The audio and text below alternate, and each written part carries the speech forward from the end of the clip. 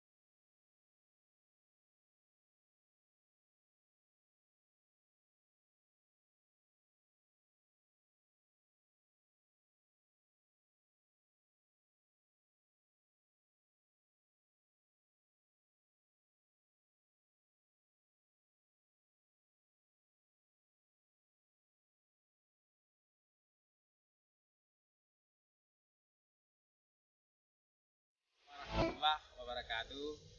Salam sukses untuk sahabat Jeep Kopi di mana saja Anda berada.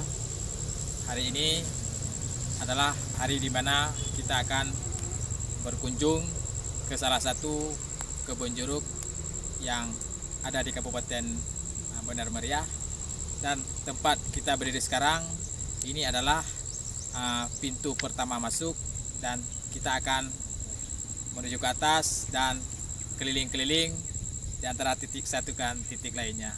Oke, stay terus di Jeep Kopi. Kita lihat ada apa setelah ini.